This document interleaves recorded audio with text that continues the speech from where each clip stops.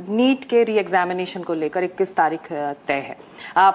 कल बहुत बड़ी बैठक भी हुई आपकी और रक्षा मंत्रालय की, संचार मंत्रालय की। तमाम सवाल उठ रहे हैं कि अब कैसे फूल प्रूफ होगा 21 जून को जो री नीट होगा। आप क्या इसमें सेना की मदद ली जा रही है, वायुसेना की मदद ली जा रही है? कितने बड़े स्तर पर इसे फूल प्रूफ बनाने की तैयारी इस वक्त आप लोग कर रहे हैं? नहीं, इसमें कोई सेना की मदद की आवश्यकता नहीं है। कल हमने जो रक्षा मंत्री जी के साथ चर्चा किया एक स्पेसिफिक काम के लिए 21 जून हमारे पास समय कम है। इसकी ट्रांसपोर्टेशन के क्वेश्चन को परीक्षा केंद्र तक ले जाने की दायित्व पोस्टल डिपार्टमेंट करती है। पोस्टल डिपार्टमेंट उसको नॉर्मल रूट में अपना जो कोरियर मैकेनिज्म उनकी है उसी में वो करता है। इसको एक टाइम बाउंड और उसको थोड़ा उसकी सिक्योरिटी कंसर्न को ध्यान में रखते हुए हमें वायुसेना को अधिकार किया, इसीलिए हम अनुरोध किया।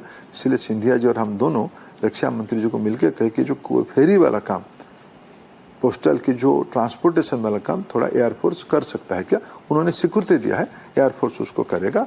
बाकी इस बार क्वेश्चन पेपर की प्रस्तुति से लेके परीक्षा केंद्र, फिर परीक्षा केंद्र से लेके फिर दिल्ली में उसकी इवैल्यूएशन तक आने की पूरा प्रक्रिया को पिछले बार भी फुल प्रूफ व्यवस्था था, इस बार भी उसको और मजबूती किया जाए। सारे राज्यों को इन्वॉल्व किया जा रहा है, सारे डिस्ट्रिक्ट एडमिनिस्ट्रेशन को इन्वॉल्व किया जा रहा है, भारत सरकार के अनेकों विभागों को उसके साथ जोड़ के काम को तंदुरुस्त किया जा रहा है।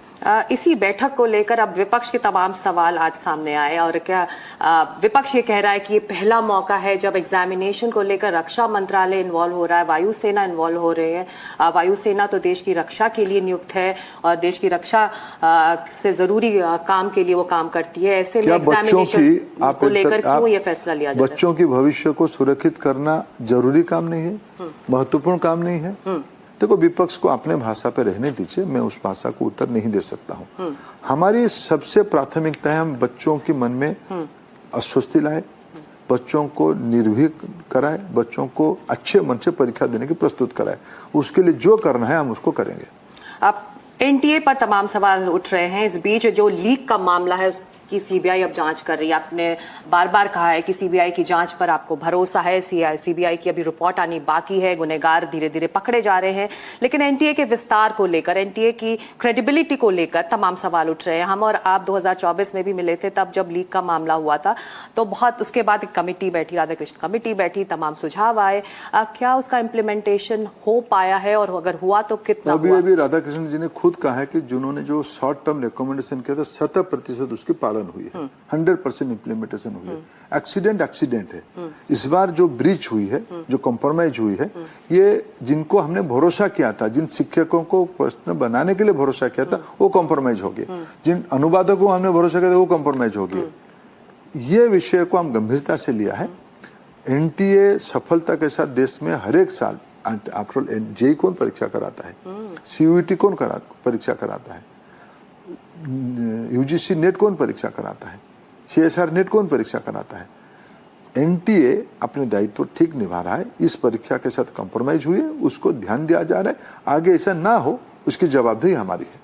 तो ऐसे में जो सुझाव आए थे राधाकृष्ण कमेटी के जरिए कि जो डिजिटली इनक्रिप्टेड मैसेज के जरिए एग्जाम सेंटर्स पर क्वेश्चन पेपर पहुंच जाए और 4-5 घंटे पहले उसे प्रिंट किया जाए एग्जाम सेंटर्स पर, ताकि ट्रांजिट के दौरान ये लीकेज ना हो, जिसका लग रहा है कि इस बार वैसा ही हुआ है।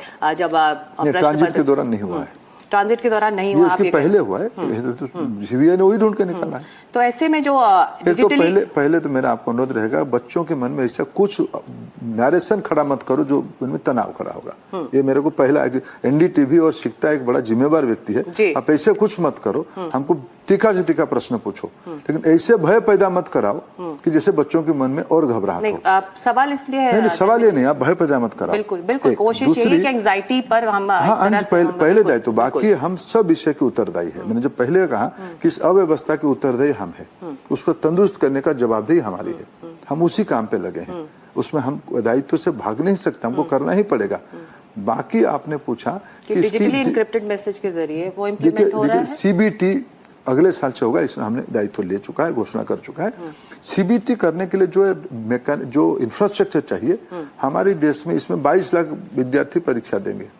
22 लाख एक दिन में करो, इसे हेल्थ डिपार्टमेंट की अपेक्षा है। उनकी अपेक्षा है कि इसको पेन एंड पेपर में करो। एनटीए कई दिनों से कह रहे हैं इसको हम सीबीटी करेंगे।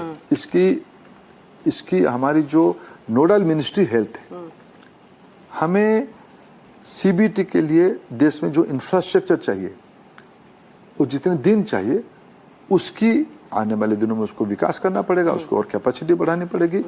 हम तो यही कर ही रहे हैं सीबीटी ना, जितने मैंने अन्य परीक्षाओं के नाम बताए सब सीबीटी में हो रहा है।